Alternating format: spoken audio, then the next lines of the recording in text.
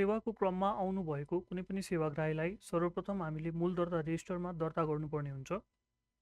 यसको लागि मेन्युको 1 नम्बरमा साझा अभिलेख फारमहरूमा क्लिक गरौँ। 1.1 मूल दर्ता रेजिस्टरमा क्लिक गरौँ। मूल दर्ता रेजिस्टर पेजमा प्लस रेजिस्टर बटन छ, सोमा क्लिक गरौँ र सेवाग्राहीको जानकारी विवरण भरौँ।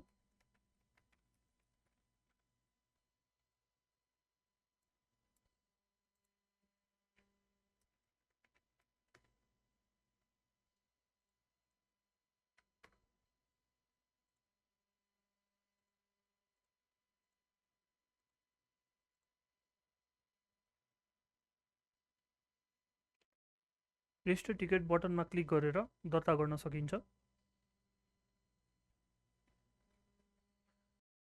लिस्टबाट सेवा थप गर्नको लागि हामीले एक्सन बटनमा रहेको एड सर्भिस बटनको प्रयोग गर्न सक्छौँ।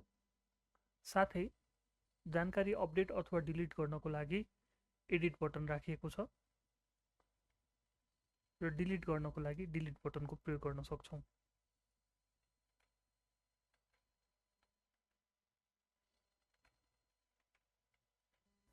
दर्ता भएको सेवाग्राहीको डेटा मूल दर्ता पेजको लिस्टमा हेर्न सकिन्छ भने 1.2 को स्वास्थ्य सेवा कार्डमा पनि स्वतः उत्पन्न हुन जान्छ र साथै सेवा प्रकार छनौट अनुसारले अन्य सब मेन्युहरूमा पनि आफै बस्न जान्छ।